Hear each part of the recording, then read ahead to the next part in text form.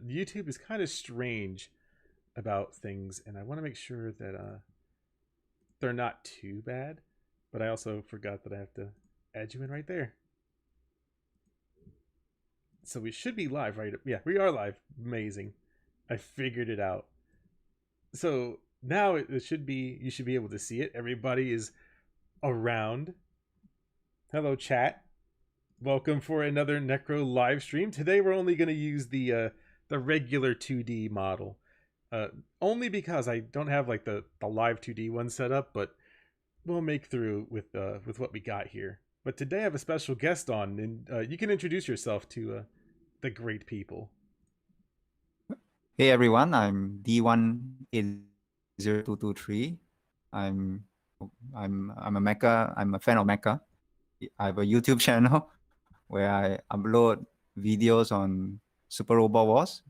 It's generally a game where there has different types of mecha anime. So you have your Gundam, you have your Mazinger, you have your Gurren Lagann, and so forth. Merchandising. So, there you go.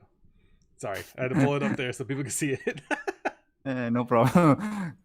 So NECRO invited me on stream, so I look forward to having a good time talking about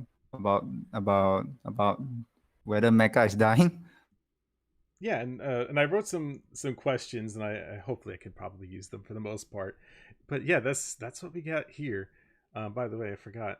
For some reason, YouTube is very strange when it comes to like subscribing to people, because I subscribed to some, I can't remember the channel, but then it like unsubbed me from it, or it didn't have like the bell enabled, and I'm like, YouTube is just weird. In fact, I like lost a bunch of subs today after uploading a video, so that's a thing. My favorite platform in the entire world. It's a weird platform. I think it's getting crazier from year to year. Oh, absolutely. I've been using YouTube for more than 10 years. It keeps for everything it does right, it'll go back 2 to 3 steps. Oh yeah, it's such a weird and broken, flawed system, and for some reason we still sit here and tolerate it because it's a good expressive outlet. I feel like, but it's like the WWE. There's no other good alternative for wrestling. An example, and so, or some other big alternative. Yeah, sorry. No, you're fine. So today, chat, we have this video, and the whole stream is about mecha, and I myself am a very, very basic bitch mecha kind of person. Like, and I'm so basic to the point that I like G Gundam is probably my favorite, because that's one of the only things that I've ever really seen in an extended period. But I still have a fond appreciation for all things that are Gundam. And so we have this video, this Trash Taste podcast highlights, where they talk about retro anime games, and then they bring up mecha. And the reason that all of this kind of spurred off from the beginning was actually the tweet thread that you were in, where they were saying, like, they were trying to push this narrative of mecha being dead, and how more like it's dying in the West. Not really say dead, but he mentioned that it's dying for different reasons. Yeah, he's saying, essentially that, and when you look at how well Gundam, it just in general, is doing, it's topping the charts. I think it was second only to Dragon Ball in terms of Bandai Namco sales, which Correct. was numbers that they had in their quarterly reporting. So it's not like we just made it up. So that's the other thing about this. But also you can see they work for, what was the company? It was like Geeks Plus, which is kind of like a company where they get influencers to talk about Japanese culture, anime, stuff like that. All of the people here on the Trash Taste podcast are all a part of Geeks Plus. And as you can see, these shirts are like brand new. Like out of the plastic wrapping, they said, "Hey, can you promote Mecha? Just put these on." And it's right here in like the shirt that has nothing on it. It's not been worn whatsoever, except for this specific podcast. But whenever you're ready, I can hit us up with the video, and we can kind of see where this kind of goes. All right, let's start. Really weird. I have a lot of Macross fanatic friends in California, especially. But I think the only official one was Robotech, right? Yeah. The other one, like, you have to look for them. Yeah. Like, unofficially. Yeah. Robotech is a very strange case of not coming over to the West. I know that you know a lot about Robotech, I'm sure, Mecha in general, which is why I have you here. Can you tell me a little bit about Robotech and why it's not exactly outside of Japan, mostly? All right. Okay, because in the beginning there was an anime called Macross. It's one of the defining mecha anime of the 80s, and the people in Japan, they wanted to bring it over to the West. They had Harmony Go. They had a partnership with Harmony Go to bring it over to the West. But the West being the West, they can't just bring it over and call it Macross. They decided to bring it over and call it Robotech. They did some changes, and it's not. And of course, when they brought it over to the West, it was popular. It helped to popularize mecha in the 80s for the Western audience. But what Harmony Go decide to do, they didn't, because for Robotech, it's not just purely Macross. It's not like, say, Power Rangers and Super Sentai, where Power Rangers is a westernized version of Super Sentai. What they did was Robotech, they somehow combined 3 different mecha series together. So you have your first season that covers Macross.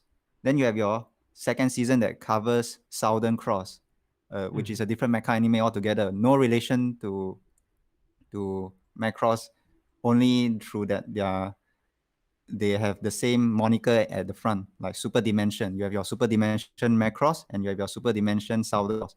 But what Robotech does is that they mash them together as if they are one solid continuity. Then besides Southern Cross and Macross, Robotech also has some story from Mospida.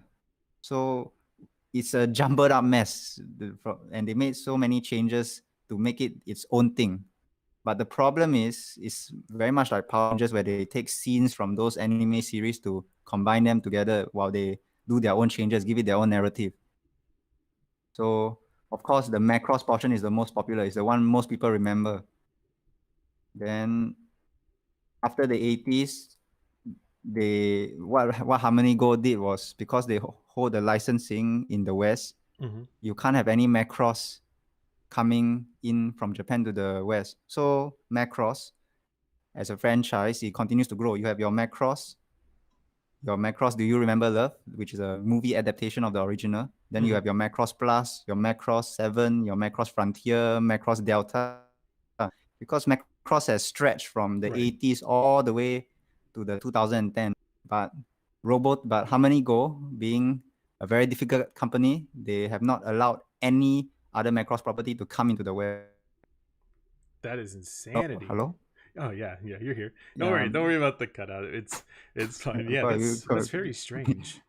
It got silent because they have made it very difficult for Macross to come over to the West, to the point where Kawamori, the creator of Macross, he disowns Robotech. There was an interview where people asked about his opinion on Robotech. He completely disowns it and tell people to just support the Macross.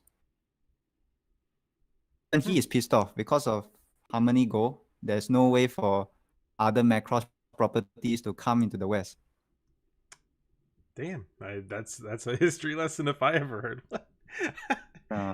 Basically, Robotech is a mishmash of a few different mecha series.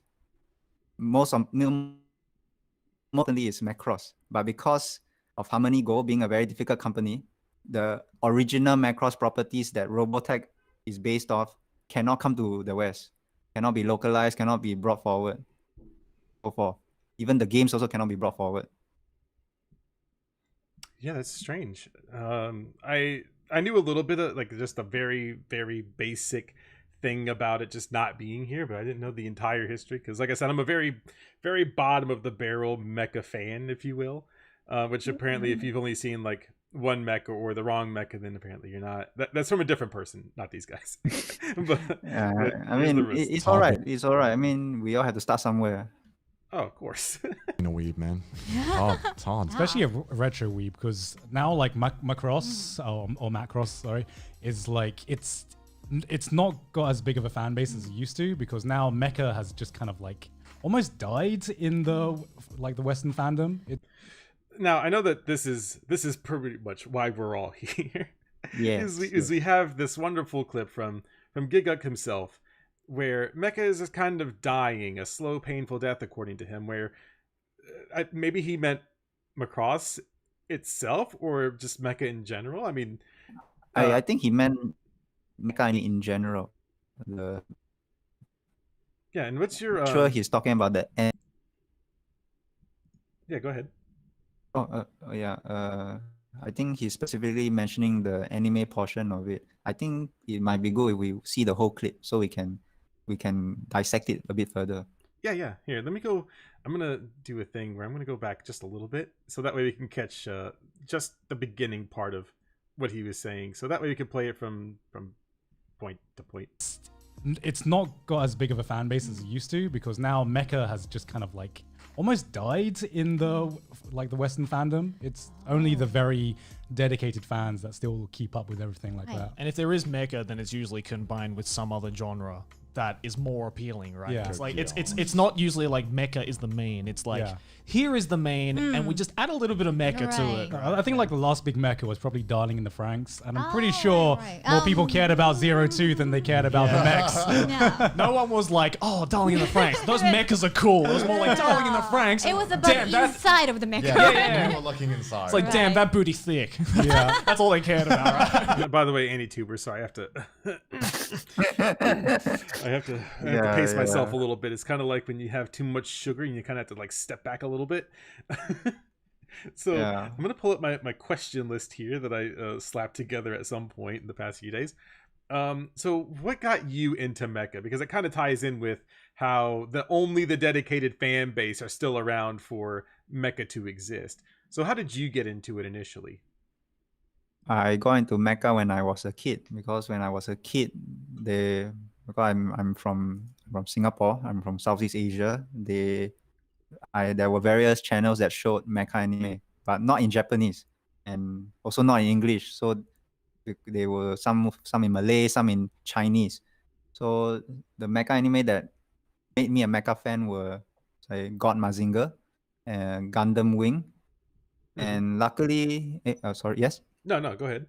And luckily, and also Power Rangers to an extent, because Power Rangers always had that cool Megazord fight near the end of an episode.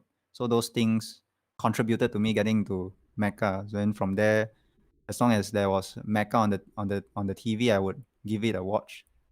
At that time, as when I was a teenager, they were showing things like Gundam Seed on TV and so forth.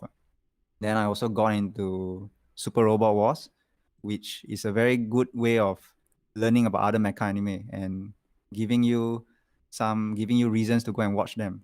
It's like a very big advertisement where they show you because Super Robot Wars works in such a way, they have so many different series. Like every title will have about 10 different mecha series at least. Then you get to see the characters and mecha interact with one another. You get to see their plot being reenacted in the game. So for example, when there was one Super Robot Wars game, I played Super Robot Wars J. It had a series called Leisner. Then I was interested in the series after playing the game, so I went to watch the series. And usually that is how Super Robot Wars works. They'll introduce new players to series they have never seen before to advertise and entice them. Then from there, they'll just go and see the series. So it's a very nice cycle. So that's how I got into Mecha in general. Yeah. That's kind of the same way as like I would watch something like, obviously I wasn't into the main Gundam series, but I remember on TV here, at least in America, they had Toonami where they would show they had like a robot week where they actually showed off a bunch of different series. And Chad, if you don't know, they used to have back on Toonami before they kind of got a little weird. They used to have this robot week thing where they would show a bunch of different mecha anime. So they had Mazinger, and they also had Martian successor Nadesco, and I would not be surprised if a lot of people didn't know about that one. But I did happen to see it, and I thought it was pretty interesting. But then they also had Neon Genesis Evangelion actually on Toonami for like teenagers during the day before they moved it to like the nighttime. But G Gundam was like the first one that I actually saw, and I was like, man, this is fucking awesome. Like fighting robots, and they're just doing like the tournament style thing. It was fine by me. I enjoyed it, and I was like, man, I really like all of the designs of these Gundams. And of course, there's another individual, and we can do that one later, like way later in the future. Trust me, it hurts, but yeah, I know who you're talking about. Oh man, so you already know. But yeah, we saw that video, and Yeah. I liked the designs. It was pretty interesting. So that was my first exposure to mecha, at least on the very basic level. And of course, I'll watch anything that has something in it, even if it's not specifically for me, just so that way it can expand my horizons a little bit. The next question that I had for you, since we're also here at the full screen of these gentlemen here and woman, when did you hear about AniTubers? This is kind of like a weird off the wall question, because I wanted to know, how did you hear about these individuals at first, or AniTubers as a whole? Maybe I'll start with the individuals, because like Giguk, I had already known him for quite a while, because he made a very popular video called Eva Abridged, his series of Eva Abridged videos. So from there, I subbed to him and watch his videos quite frequently. Then he likes to make those seasonal anime catch-ups. So like if there's a new season of anime come, he'll make a quick summary of the season, which I enjoy watching. It's just just a few points from his mecha videos that got my attention. Then you have the Anime Man. I haven't seen most of his videos, but I've seen some of his interviews where he interviewed the creator of Konosuba, as well as that creator of that interesting doujin. Shindle, yeah. Yeah. So I because he's, compared to Giga, he's a very more of a very vlogger kind of person. Yeah. My kind of YouTuber. So yeah, I know about them, because often I'll see their videos on the recommendation, because their videos tend to do well. Oh yeah. So that's how I know about them in general. Any tubers before them, there was Misty Chronixia. I think he was one of the first popular AniTubers before those two got big. So yeah, but he was a different kind of YouTuber. He kept spamming all those top 10s or those lists, anime lists, with all those funny clickbait thumbnails. So yeah, because of him, I don't really have a very good impression of AniTubers, but I think that has improved over the years, because what he did was a bit weird. Yeah, Mystic Connexia is kind of weird side tangent, chat.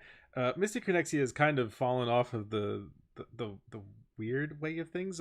There's a lot that goes into it. It was pretty much dealing with Connexia and the 8 seals, but that's another video for a different day. The other thing that I have is let's see, hang on, here it is. Can you tell me some things that you know about the mecha industry as a whole? Like, for example, how it's evolved since like the early 90s, and when anime started to arrive at the doorstep here of the West. So anything that you have as far as how Gundam, but how mecha works as a whole, like they make this thing to promote something else, or is it much more intricate than that? Generally, in Japan, when they make a mecha anime, generally they'll make it with the intention to sell merchandise. So for example, Gundam, every time when you see a new Gundam, there'll be Gunpla that will be based on the Gundam from that series. For example, Gundam Wing, there will definitely be Gunpla for the Wing Gundam and so forth. Usually it's merchandise driven, but not there are some cases where that's not really the case, and there are some cases where the West actually influenced the direction of the anime. For example, have you heard of a mecha anime called Big O? Yes. or the Yeah, Big O. Big O used to be on Toonami too, actually.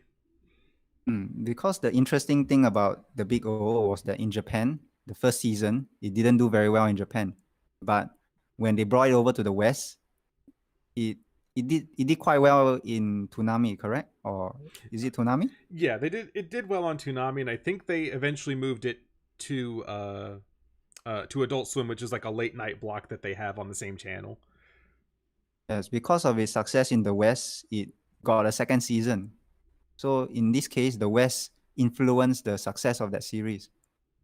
So the West does play a part. So because of the success of the first season, Big O got a second season, largely thanks to the West, because the Japanese audience didn't respond very well to the first season, because it's very noir, very adult, and a very Western type, with a Western mindset for Big O. That's what I got. Then for the 90s, I mean, like what you mentioned, you had Toonami, which introduced Gundam Wing, G Gundam, Evangelion, Nadesco, so forth to the Western audience. Gundam Wing is the one in particular that caused many Westerners to be familiar with Gundam. Because if I'm not wrong, that and maybe G Gundam was the first Gundam for many people of that generation. Oh yeah. Then oh sorry, the 90s it's more of like the entry point for the West, in a way. It's just kind of them throwing something out there to not necessarily to see if it sticks, but to see if people would catch on to it like they think that it might have. That's what I would assume that it probably was kind of like, because like you said, the West kind of contributed to Big O. People here fucking love Big O. I liked it too. It was actually pretty good. People, like, even in the chat, they said it was like Batman but with a giant robot. So it's kind of like that. The other thing that I have here, since we're kind of here, and the literal apex of most of these videos, what are your thoughts on the whole meme of like Mecha is dead or Mecha is dying that's pushed by these anti-tubers, or at least in Giguk's kind of spectrum? Because I think other anti-tubers have also kind of shared the same thoughts, even Glass Reflection, where they all have like the fall of Mecha or Mecha, the rise and fall of giant robots. What's your take on that? All right. I mean, if you look at anime now, it's very different from, say, the 90s or early 2000s. Now, anime is widely available to everyone because of you have a streaming service, and you also have you have some channels where they'll just upload the anime on their own official YouTube channel for all to watch. For example, Sunrise have Gundam Info, where they upload all the latest Gundam series episodes on their YouTube channel. So in terms of accessibility, it's much easier when compared to the past few decades. And my take on it is that perhaps dying or dead isn't the correct word to use, because if something is dead, it means there's zero mecha anime. We haven't had that, and we likely won't have that, because we at the end of the day, we still have Gundam. People like to downplay that Gundam is only one franchise, but have you actually seen the franchise? Is it a small franchise? No. It's one of the biggest franchises. It's literally a money-making machine. And like what you mentioned, Gunpla is making them a lot of money, and it will continue to do that. I mean, just recently, they hit 500 million lifetime sales. That is not something not any normal franchise can do normally. And it's always like one of the top franchises, 15 and so forth. And because of Gundam, Sunrise will continue to try and experiment with other mecha series. The main issue I see that why a lot of people get the impression that mecha is dying or so forth is the number of series or mecha series every season. Like, I mean, we don't beat around the bush. 2019 wasn't a very good year. They only had 3, 5, or 6 mecha anime if you are stretching it a little bit. But I mean, we're only looking at it from a TV side. because there are some mecha anime that are streamed. Like how do I say it? Like, because streaming is becoming a very popular platform. Some companies are putting their mecha anime on their YouTube channels instead of streaming it on TV, because it's like what I say, it's more accessible.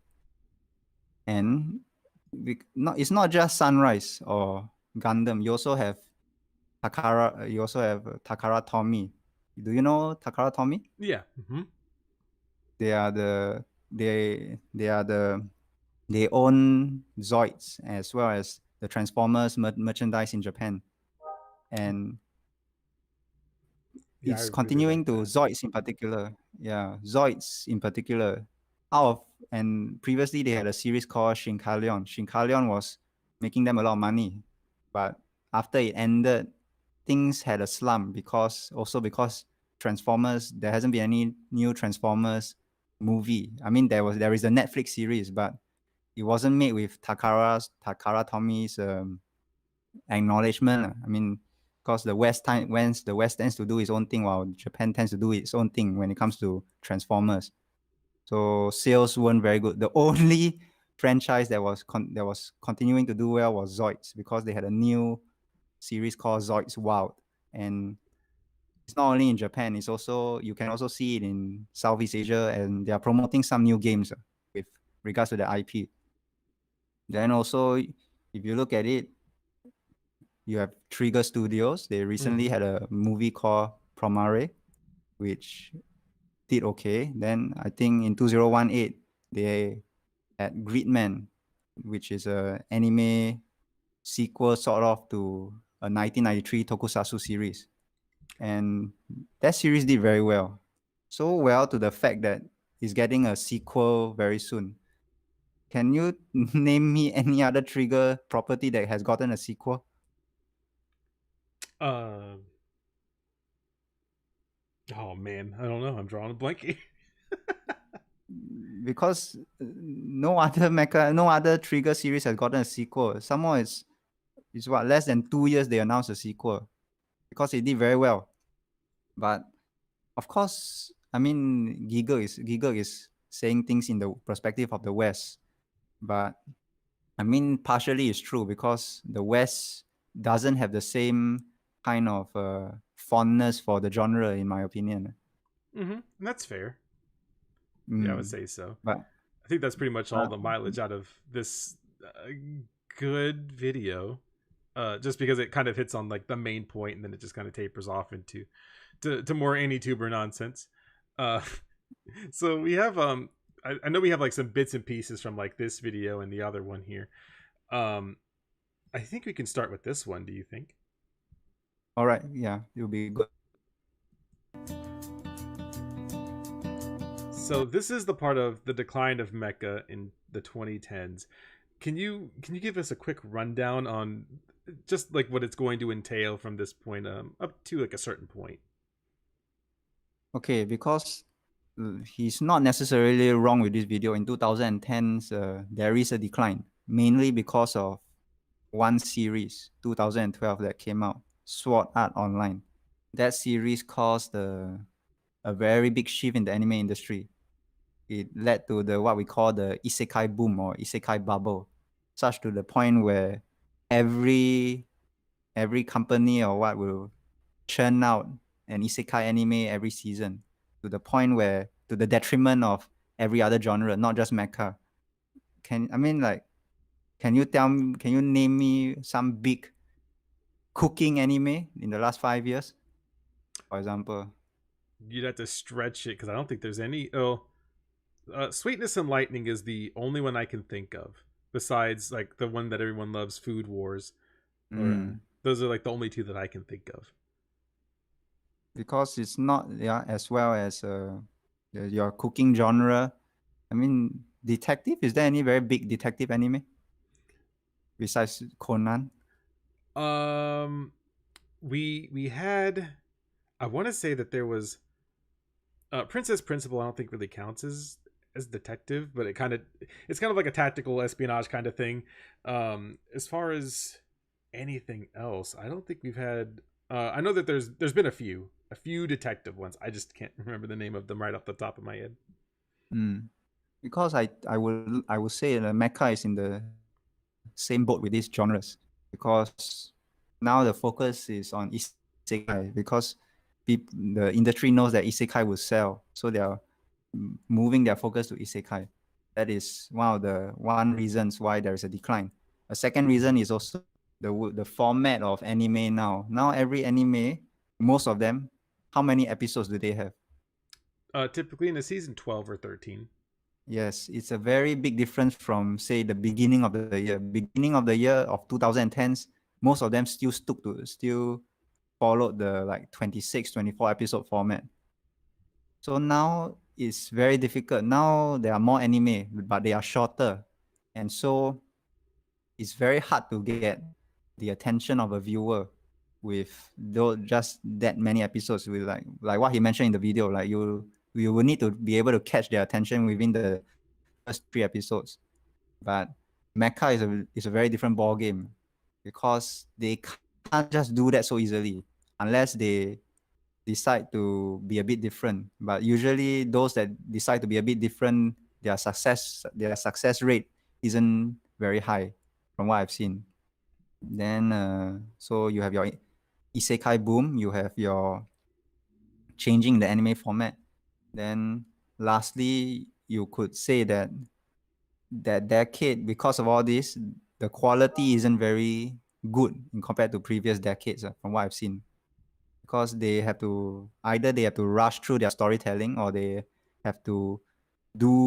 try at the cost of their story, they focus on things that that won't make fans happy, from what I've seen. Because I've seen a lot of mecha anime during that decade where they make decisions where they try to stand out, because that is the problem with this kid. They try to do so many things to stand out, they end up don't stand out at all, from what I've seen. Yeah, and you can kind of tell when you get around to this era where he's gonna bring it up, but let us continue. So here we are today, the gradual decline of a genre that was once the juggernaut of this medium. Now, I'm by no means saying there haven't been any great series over the last 10 years, but it should be clear to everyone by now that mecha is nowhere near as prevalent as it used to be. Gundam has been reduced to OVAs which mainly appeal to the hardcore fans, with Iron-Blooded Orphans failing to garner the mass appeal it really needed. The small amount of new original IPs have fallen flat, even though the likes of Star Driver, Captain Earth, Aldno Zero, Knights of Sidonia, and Valve Rave have tried, none have come close to succeeding. And if you're a dedicated mecha fan, the chances are that you've become a minority in the modern anime community. How did this happen? It would be easy to say that trends come and go, and in a genre that is 60 years old now, there is little room for something new and innovative. But now, having looked through its rich history, I believe the problem could run deeper than that, and there are 2 main points I want to address. Firstly is the current landscape of our time. Mecha found its roots from the impact of World War II, and because of this, war has always been a prevalent theme in the genre. War against an oppressor, war against an unknown entity, the moralities of war. It's something that we as humans have had to deal with throughout our history, but right now, war isn't at the forefront of the general consensus. Relatively speaking, we're in a more peaceful time without the worry of war, Twitter dick measuring contests about nuclear weapons aside, and in its place are the fight for social political issues or localized tragedies. War stories just don't captivate us as much as they used to, and oh man, I feel like I have to stop. I feel like I have to stop, because not only did this age like milk, but holy shit. So obviously he would never have known that we would be in current year for this to be a thing. But I feel like you don't have to have war bad be the message of mecha. Sometimes it can just be, wow, cool robots. Which, from what I hear from my constituents about like SD Gundam, or like the little chibi ones, it's not really war necessarily. It depends from story to story. Like some SD Gundams, they do it such that there's one SD Gundam series called SD Gundam Gaiden, where all of them are like, your Final Fantasy party. That's what they are, like a party. They go and fight a demon king. Something like that. Because for SD Gundam, they are a bit more they tend to follow a very more interesting formula. For example, there's an SD Gundam that is based on the based on based that is based on the tree, based on China mythology. So they tend to play around with it, like they try to do their own historical versions of Chinese Chinese generals and so forth. Okay. So it's not necessarily always about war and so forth. It depends also. Because some SD Gundam they do it with comedy in mind. Okay. And to his earlier discussion about how we could just kind of blame it on trends, would you say that it's probably more overriding that there's a shift in trends typically just for the sake of this, or do you think that he's correct about it being more than just trends? I don't think he realized that mecha has always been a niche in the genre. This is nothing new actually. It has always been a niche. It's just that it's becoming more apparent due to because he's looking at the number of mecha series per year. But if you look at it, it has always been a niche. Mecha has never really been mainstream other than a few titles like say Gundam, Gurren Lagann, Code Geass, Macross, Evangelion. But other than that, it has generally been a niche. It's not like say a shonen anime where every decade there'll be the main shonen series carrying that decade. Like this decade you have your Hero Academia, and One Piece continues to still be very strong going forward. But these are very big franchises. I mean, you can't really compare that to Mecha, which has its own audience in mind. Yeah. So when he said that Mecha fans today might feel small, I mean, we have always been small in a way because it has always been a niche of the genre from my perspective. Yeah, very fair. And grand, epic mecha warring plotlines have less of a place in this time. Not only that, but the landscape of anime itself has changed. We are in a time of the seasonal, competitive, hard-hitting 13-episode anime series, and for a genre that generally likes to tell compelling, epic tales that require the time investment of developing a large cast and building a rich world, it's hard to compete. Fact of the matter is, you'd usually need at least 25 episodes to tell a decent mech story, with 50 episodes being the optimal, and for this many episodes to be planned and approved from the get-go is becoming increasingly rare in this day and age, and even rarer if you want to do it for a new IP, not forgetting that it still has to compete with every other seasonal anime, meaning if it doesn't grab an audience in the first 3 episodes, it'll likely be a flop. The second big the thing I want to this may not directly relate to what you do, but a lot of anti-tubers believe that within the first 3 episodes you will either love or hate a show. So as we spoke earlier, because you guys know who you are in chat, as we spoke earlier, I was playing The Binding of Isaac earlier on stream. I don't like it. I think that it's just not a very good game for me, and it's just a bad game. Now, the game itself, however, is probably really good for the people that enjoy it, and there's nothing wrong with that. But it only took me that 1 hour on stream to find out that I actually hated it. And so here we are with 3 episodes to find out if you're going to like this show or not, and if you want to give it the investment. Now, that all kind of caters into personal taste when it comes into the different genres. So for this, if you're not into mecha and you're more into isekai stuff, for example, you're probably not going to give this the time of day. Or if you're into rom-coms or any type of comedy type of show and you're not really looking at this, it might not be on your radar as well.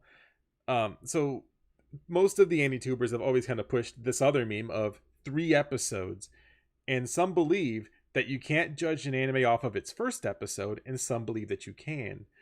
What do you think? Because I think that's actually one of the questions is what mecha series would you recommend for newcomers, and which one would you recommend for veterans?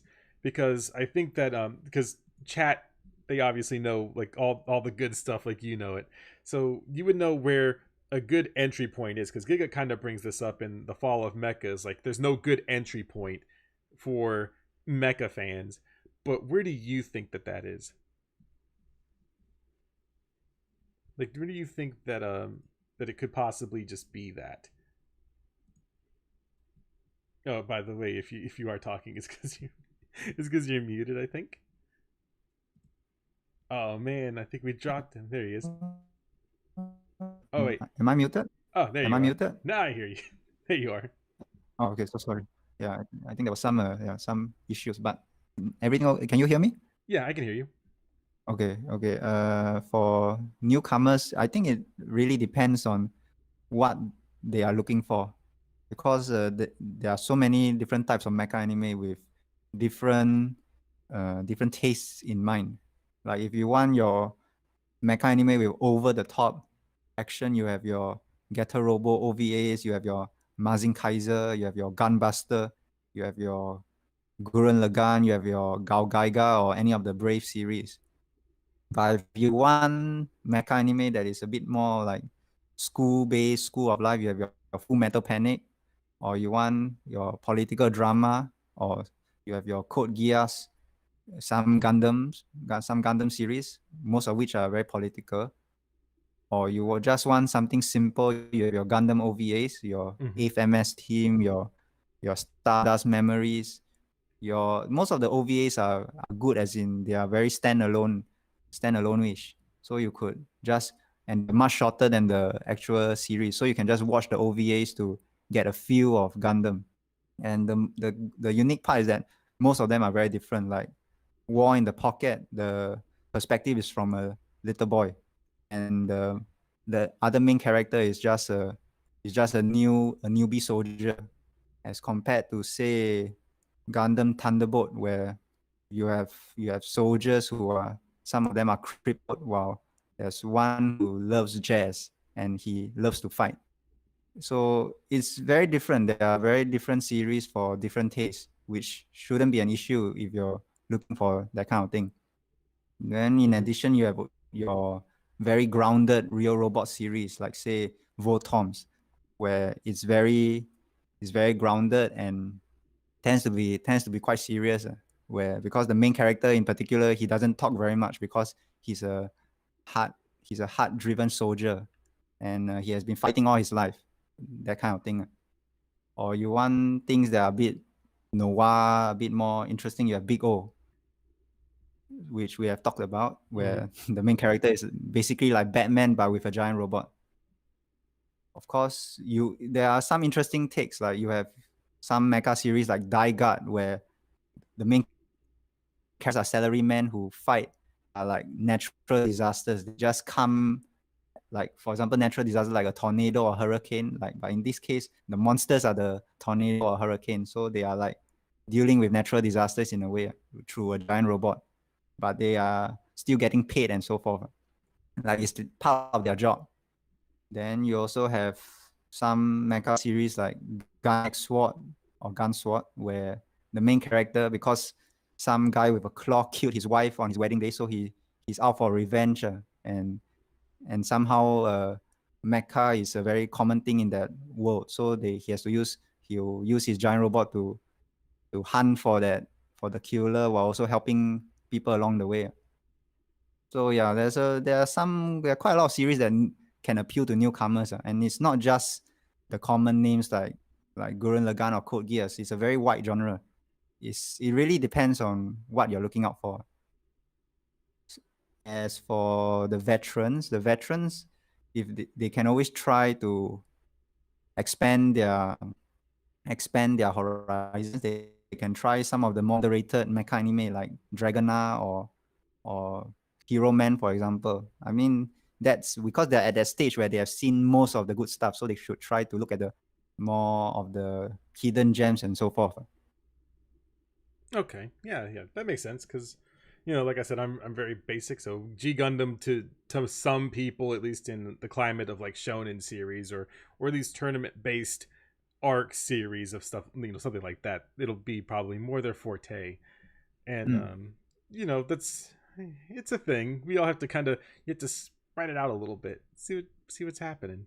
Thing, as with everything else in this world, is money. Mecha series are expensive to produce, not just because of the commitment of a high episode count as we just discussed, but because of the nature of the shows and the mechs themselves. Recent times have seen the rise of using CG to depict mechs, and as subjective as this may be, I think I speak for a lot of us by saying the new standard of CG robots are just less aesthetically appealing than the mechs of old, and have failed to capture the modern audience the same way Nightmare Frames, Arbalest, and Nirvash did for my generation. This is not to say that CG is a product of lack of funds. CG mechs can look good and have looked good, but it seems like all the time, money, resource, and talent to make them look good are poured into OVAs now, which I suspect is to appeal to the hardcore fans because only they at the moment fuel the prevailing lifeblood of mecha. Merchandising. History has taught us that this genre lives and dies by merchandising, and the hot things now aren't gunplas. Okay, you know, I really don't got anything. I think I'll let you just go ahead and take it from here about this point in particular. Yeah, because I think this is the one point that, because so far what he mentioned is generally correct. The seasonal change, the changing demographic. But this is the one point where, yeah, I agree with it. He said that Gunpla is more for the hardcore. But if you go back to that video, perhaps we go to the start. There's one thing I want to point out. Yeah, perhaps you could rewind it a little bit. Yeah, let me go. You know, I'll just do it. Whoops, not that way. I'll just do it this way. It'll be easier, right around here, I think. At the moment, fuel the prevailing lifeblood of mecha. Merchandising. History has taught us that this genre. Yeah, sorry. Who are looking at the Gunpla? Kids and, well, I mean, a family. We'll just say that in general. So are the kids part of the hardcore base? I'm sorry? So are the kids part of the hard? Are they part of the fan base? No. I would assume they've never probably seen the many generations of Gundam series. Yes, so when he said it appeals to the hardcore, in this clip, it's a bit contradictory, don't you think? Yes. Yeah, because like what I mentioned, Gunpla is for all ages. It's not just for the hardcore. Yes, the hardcore might buy repeated models, but the thing is, the young children, because they have a whole line of Gunpla that's catered for the young. It's not just the hardcore. It's for everybody, as what we'll be looking at later. It's for everybody. It's not just for the hardcore. So this point I disagree with, because if I'm not wrong, in the West now you can even find Gunpla in, say, Target or some other general store. Is that correct? I personally haven't seen them there. I live in California, where you can go to almost any hobby shop, which there's a dozen of them. The closest city to me is San Francisco, and there is actually a place that's in Japantown where you can go and literally buy like any model from virtually any series. And that's kind of where I plan to go when I do start doing some Gunpla. So because like what Gun is now over 40 years old, they cannot just cater targeted towards the young, and the reflects that, because now you have various different types of Gunpla. You have your high grade, your SD, which are perfect for the newcomers, for the young children. Then you can, for the more advanced builders, you have your RG and so forth. So when he said that it's just for the hardcore, I disagree, because it's catered for everyone, and it's not just hardcore that is buying Gunpla. A lot of kids also buy Gunpla. Yeah, and here let me go like a seconds back or so, and then we can go through that entire part, because I know that was a very strong point he made, and also just strange. Mecha. Merchandising. History has taught us that this genre lives and dies by merchandising, and the hot things now aren't Gunplas. The patience and skill needed to build your own model kits cause them to have a much higher barrier for entry than simply buying a figure of your favorite digitized waifu. Oh geez, I know I said I was gonna let it play, but I didn't. I don't have the people I need here, but PewDiePie actually built a Gunpla. He's a fan of it. He has been building for quite a while already. Let's see here. Where's I think it's the third one. Is it? Oh yeah, we can watch yours here. Let me pull this up here. Do you have the clip where he? Oh yeah, that's kind of right here. It's together. So it's kind of just like just like Legos almost.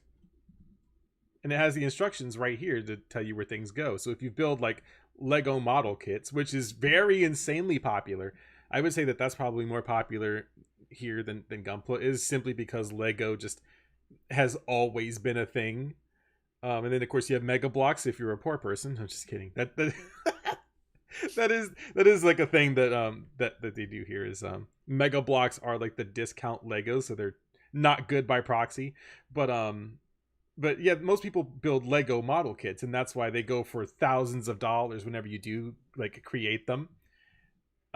With this, it just seems like the exact same thing, cut out cleanly, and then you put them together. It's literally this entire clip. And it should be noted he's building, and he's not building a beginner kit building. So this means he's building like the I guess they have like different like levels of building, or at least of detail of how to put them together.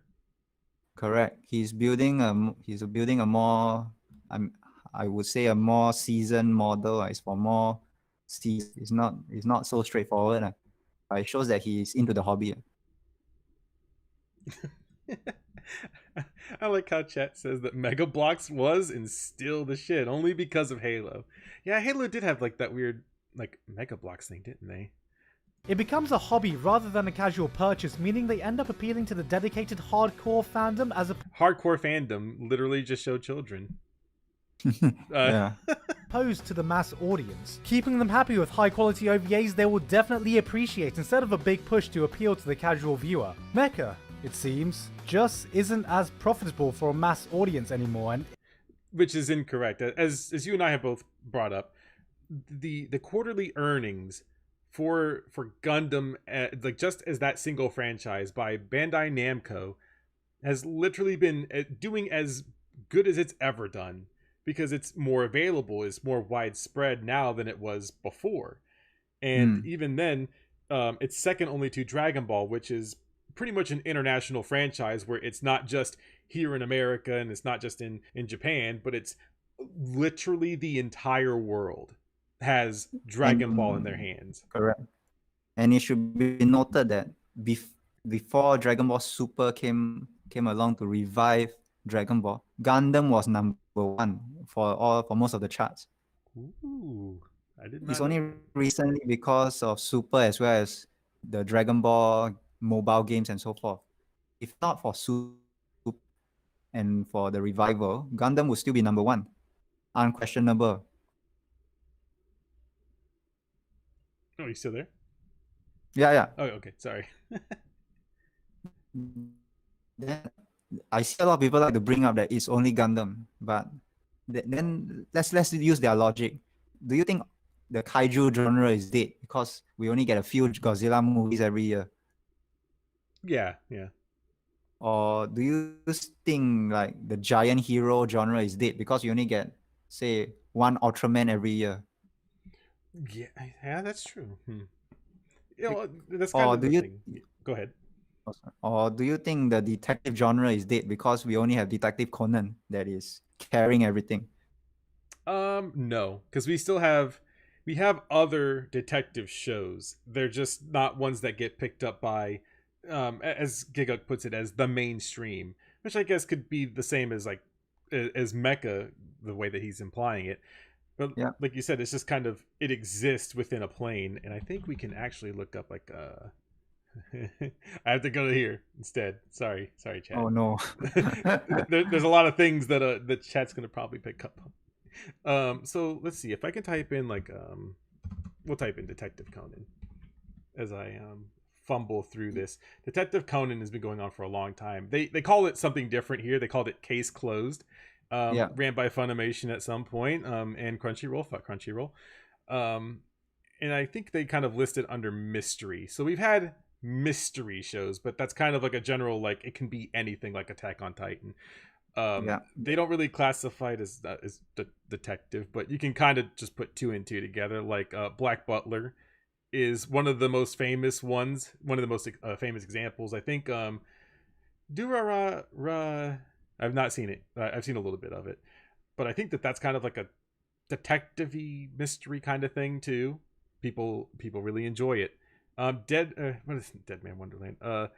This one, The Promised Neverland. People love this show, and I think this is probably kind of like a mystery thing, kind of like The Island with Leonardo DiCaprio in it. It's a mix of different things. As it went on, it become less mystery based. I guess Higurashi kind of is a detective one too. People like Danganronpa for some reason. No, I'm just kidding. People do like Danganronpa. I don't have the kind of patience for the bear thing that's in it, but I think it could be pretty cute. People do praise Monster. I'm sure you may or may not have heard of it. People use this as a pinnacle of what is a good detective show. But Yeah. this, of course, was in the era of 2004, so it's like one of those early 2000 shows where it's kind of out there. But yeah, people use this one as like the pinnacle, but it won't get brought up like next to Detective Conan, really, because I guess it's just a thing. It's a bit different. But let's see, hang on. Yeah, I think he's almost. In its place has seen the rise of new trends. Isekai, shonen, moe, slice of life all fit better in this modern landscape and make more money too. And Oh boy, I didn't. So if you're, I think you're pretty familiar with my videos. We always hit a stopgap whenever we watch a video that's by an AnyTuber, and usually we find where the stupid part is, and I think we kind of just speed bumped over it. Oh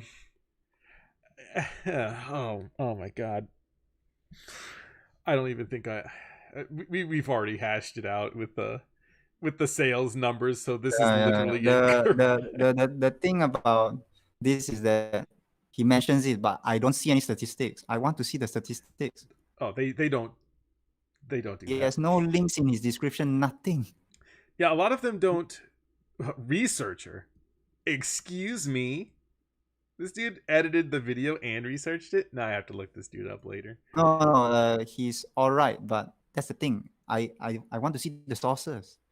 Yeah, You cannot just make such a bold claim because at least Gundam, Gunpla, it has solid numbers. The rest, maybe not so much.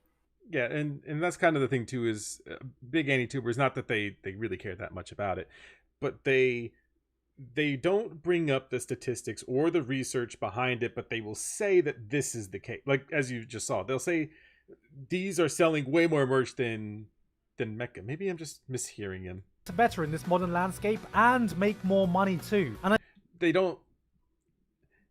I almost just kind of want to look it up, but there's unsafe things on my Twitter, so I can't go look for it. But yeah, like you said, we kind of found it, and you know what? Actually, I have an idea. I don't know if this will work or not. Sorry, chat. You're gonna see all the things, all the dirty stuff here. Just kidding. There's actually a link that I think I might have saved. Hopefully it's like, here it is. The file. Yeah, open that shit. There we go. So these are the Bandai Namco holdings that they had. This is where they have all of the stuff that they did through the past quarter earnings. Right here. Financial highlights for the first quarter of the fiscal year that's ending in March 31st of next year. So here, hang on, let me zoom in so chat can see it. But right here is the sales of IPs group wide. And you can see right here all of the different things that Bandai Namco pretty much produces. And you can see here from the fiscal year 2020 where Mobile Suit Gundam is and how high it is. Right underneath Dragon Ball. Tell me what other franchises are really coming close besides Kamen Rider. Not a lot. Nope. And then you can see here their first half forecast and the full year forecast. They're still going to put Dragon Ball up there. Like I said, it's a very international IP. The same thing with Gundam, but I would say that it's still niche, technically. It's the same way when you buy Blu-rays, the companies know who's going to buy them and who's not going to buy them. That's why they cater to the dare I say it, the otaku that will spend hundreds of dollars on a Blu-ray box set, and not the casual viewer. That's something that they already know. whereas Gundam is available for everyone. Yeah. Unlike, say, I mean, even Dragon Ball. Can you did they stream? Did the official channel stream Dragon Ball Super on their YouTube channel? I think that they had it exclusively here through Crunchyroll. So the only way to watch it was then, and then of course when episodes would come out, then the servers would crash, and it's a whole. Right.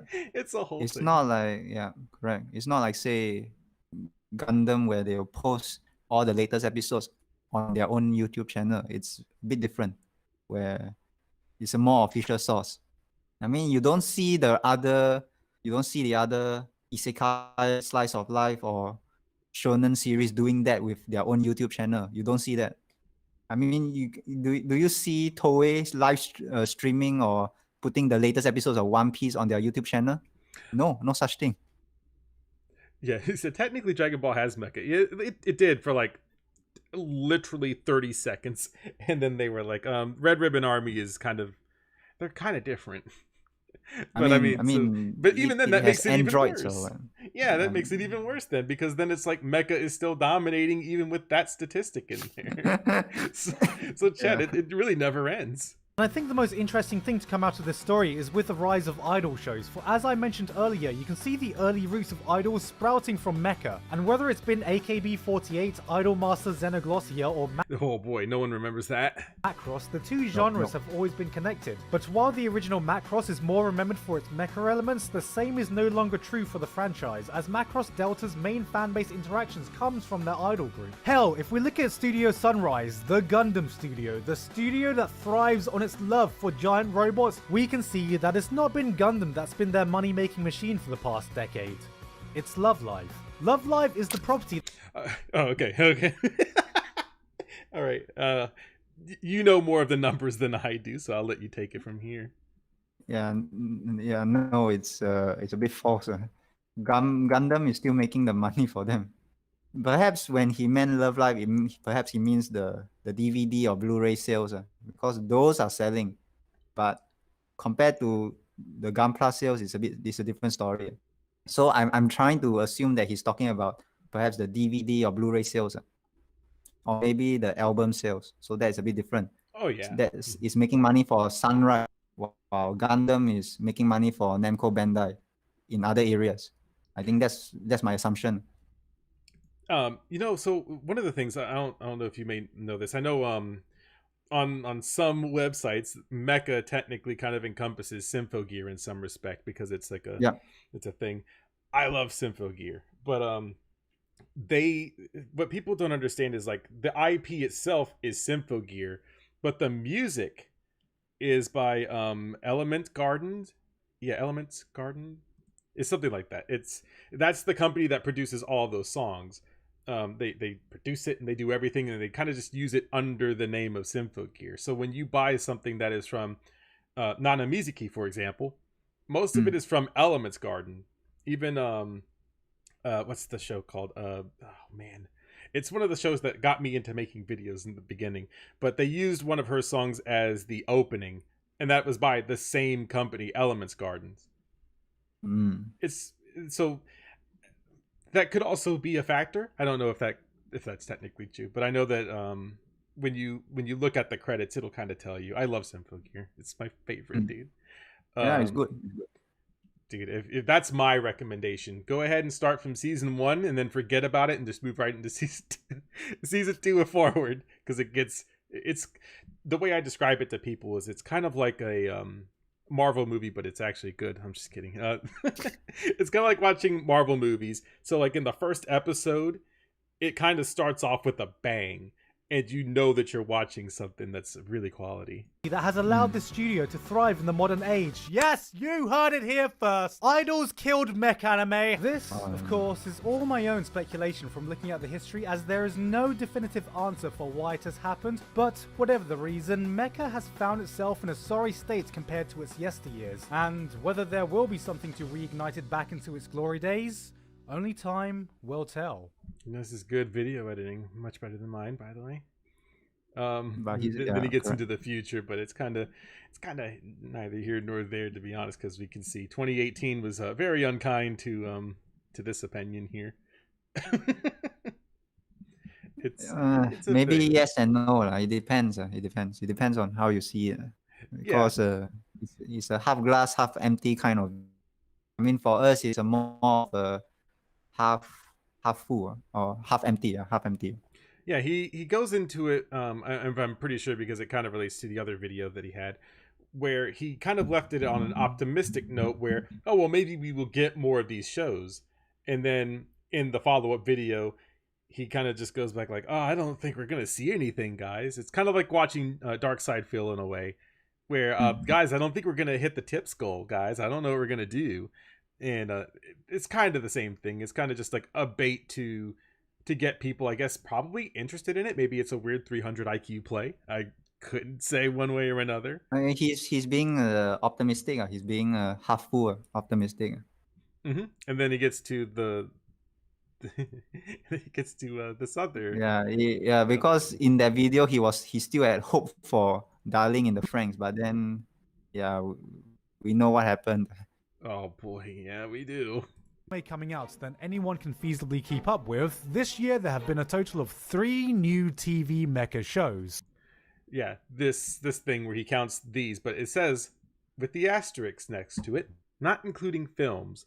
So why do films not factor into this? I mean, this is just kind of me asking kind of openly. I can see why he did it like this, because he's saying that it's appealing to the mainstream. But the thing is about this, you cannot just look at TV alone, because now not many people are watching TV as compared to online. There is a reason why, for example, the Gundam show Build Divers Re-Rise, they put it on their YouTube channel, because they know that, because the problem is only the Japanese audience can see it via TV. So that's why they're smart enough to put it on YouTube for the international audience to view it. That's why out of these 3 titles right here, Re-Rise got a 2nd season, and it's the most popular out of the 3. Yeah, because I've never seen or heard of this, and I think I might have seen maybe a little bit of this. Usually if I haven't seen it all the way through, I've at least heard of it. I saw Grand Belm. It's okay. The action scenes are very good. It's made by the same people who did ReZero. It's sort of like a way for them to exercise their animation chops before they went into the 2nd season. So that's why the character designs and so forth were followed the same as ReZero. That's good. This. Oh yeah, hang on. Let me play through a little bit more of this here. 3. There was less mecha this whole year than half the number of isekai airing this season. And as we've pointed out, that's because of technically because of the trend. The trend kind of dictates what people make, and especially if you want something to be seen, that's kind of what you do.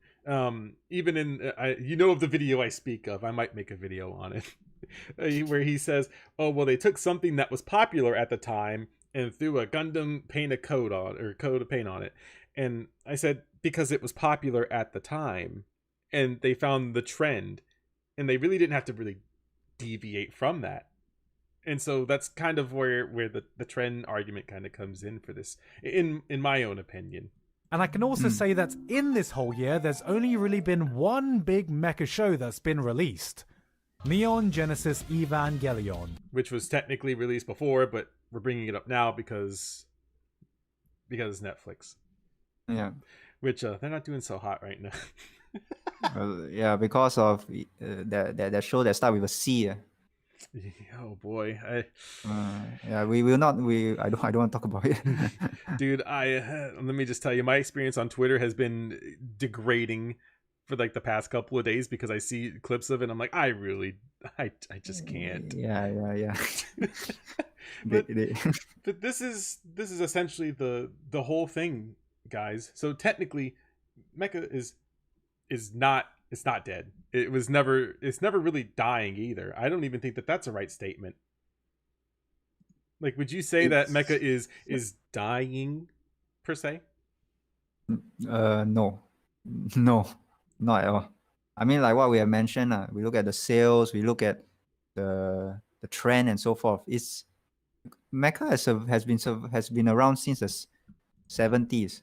It's not going to go away anytime soon. Actually the 60s, if you count Tetsujin. It's nearly 50, 60 years old. It's not going away that soon. Eventually, the isekai bubble is going to burst. And Oh, yeah. from there, it will restart again. It's just a trend. It's just like how there really wasn't any popular cooking show until Food Wars came along. But the difference is Gundam is always around. It's Oh, going to yeah. be around to carry everything. Yeah, Gundam's gonna. If Gundam ever leaves, then you can consider it dead. But they ain't Yes, stopping. yes. That's No way. That's the entire story here, chat. Is that if Gundam for some reason were to stop existing, which is not gonna happen, and I think aren't they still building like that one, the actual like motioning Gundam? Yes. And yeah, speaking of that, recently they tried moving it and it's moving. It was able to move. About yesterday, there was a picture of it moving.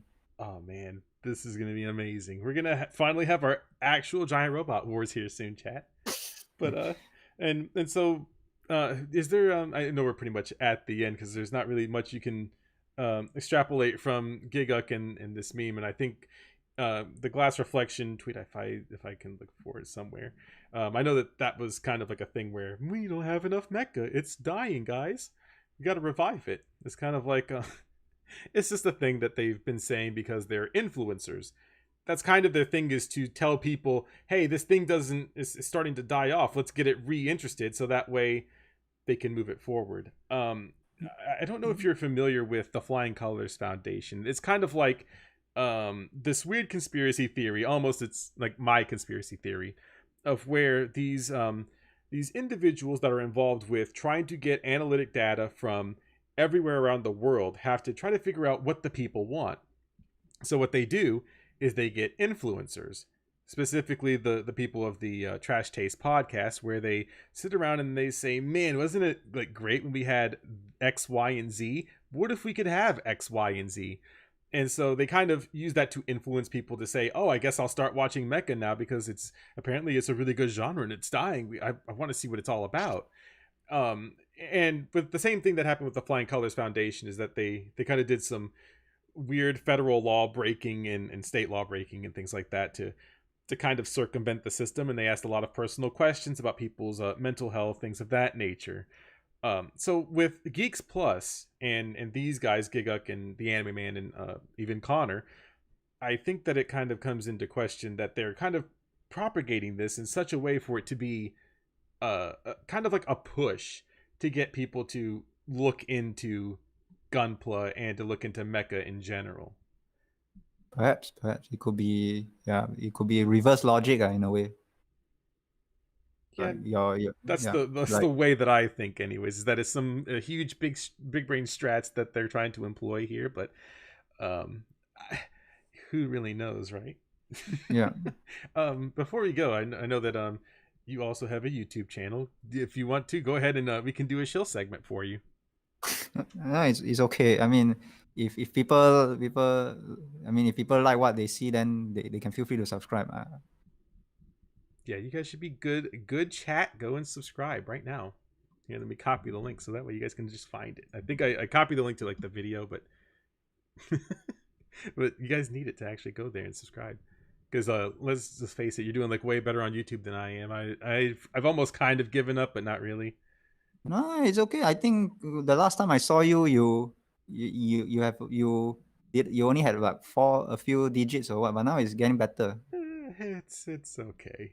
It takes time. It takes time. It's because I didn't get this number. It took me a long time to get this number. It takes time. You have to stick to it. Oh man. I know Blue Shift was in here earlier. He's our other resident. I think he's more Gundam than anything else, but he's also very knowledgeable. But I feel like you're that upper echelon of mecha knowledge. So it's all right.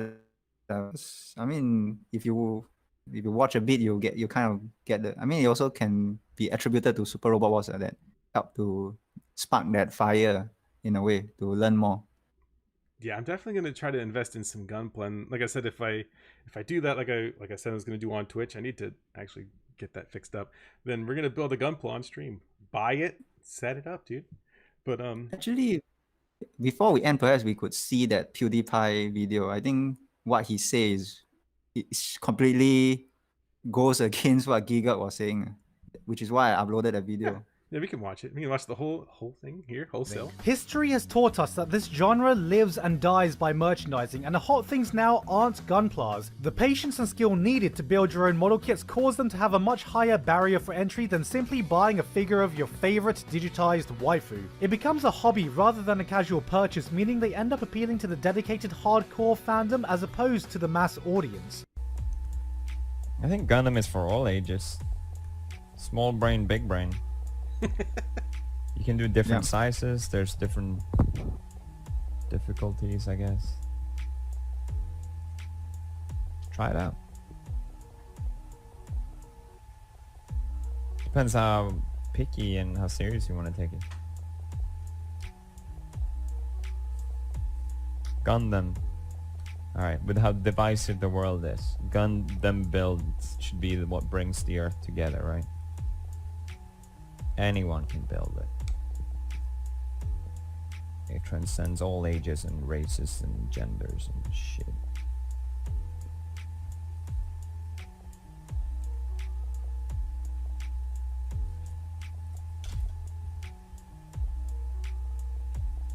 Watching, I don't really care to watch Gundam. Sorry. Which is why I clipped this, because it completely goes against his point. Not only he doesn't even watch Gundam, but he still builds and buy the model. Amazing.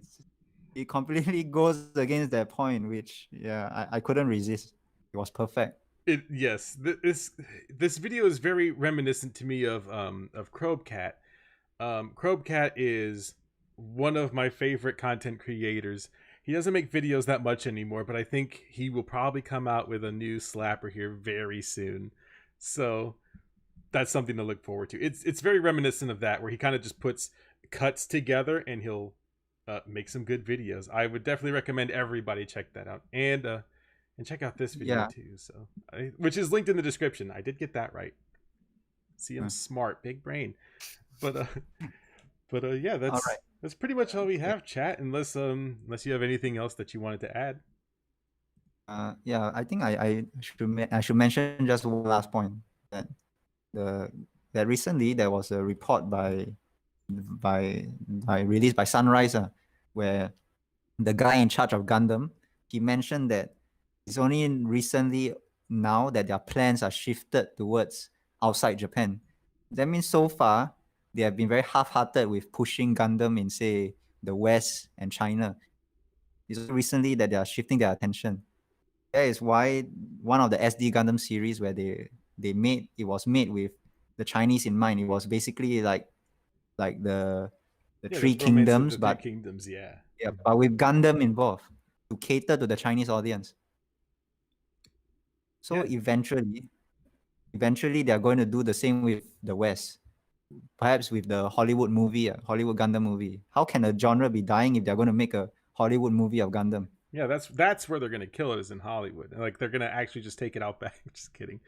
Hollywood's they're batting 1,000, but I don't think they can actually just ruin Gundam in any way. I would hope. I mean, Sunrise is being very actively involved, so I don't think there will be another Avatar or Dragon Ball Evolution situation. I hope not. I mean, if that happens, then perhaps the genre is really dead. Oh yeah, I don't think they're gonna let them just ruin that. There's no way in the world. I mean, they might add a bit of, I don't know, Western sensibilities to cater to that demographic, but I hope the core is still the same. Oh yeah. Oh yeah, I forgot. There's one last thing I forgot, that Matt B. Steady did a $5 Canadian super chat that says tabletops are really popular here, and there's a lot of modeling in that. Yeah, people are getting into Gunpla. Even it's a Gundam. Our friend here, friend of the channel, it's a Gundam. he does, besides making the videos that he makes, he does have some Gunpla channel videos. I can't remember what It's the a name of it Gunpla. I is. remember his side channel is Yeah. called It's a Gunpla. Yeah. See, I always forget it, but it's a yeah, it's a Gunpla. That's why I didn't subscribe to it yet. But I remember that it existed, and I was like, oh yeah, and I was gonna add it to my list of things. But yeah, he builds Gunpla, and then he'll he'll kind of show you like all the different things that you can do with it as far as paints and stuff like that. Very informative. I actually forgot about this. Here, let me just go ahead and do this now. Why is YouTube just failing me today? But it was a pleasure to have you on. I know it's like very impromptu. I'm very bad at times and commitments, as you can clearly tell. Hey, no, it's all right. I enjoyed the cast. I enjoyed being here. It was fun talking about Mecha with you. Yeah, no worries. Like I said, I'm the stupid boy when it comes to when it comes to Mecha. So No, it's I mean, definitely we all have to start somewhere. It's okay. I mean, eventually, I'm sure you'll be a big fan of the genre because it has a lot to offer, from what I've seen. Oh yeah, definitely. And now now we unfortunately have to leave chat so you can get on with the rest of your night because it's already 8 o'clock here, at least where I am. So it means it's like 11 on the East Coast. Yeah, And, it's in the morning for me. Oh, that's right. So it's like super early. Sorry about that. No issue. At least it's a convenient timing. Because if we had done it at the initially planned timing, I think it would be quite difficult. Yeah, maybe, but you never know unless you try. But all right, chat, you stay safe. I gotta go argue about the Binding of Isaac again.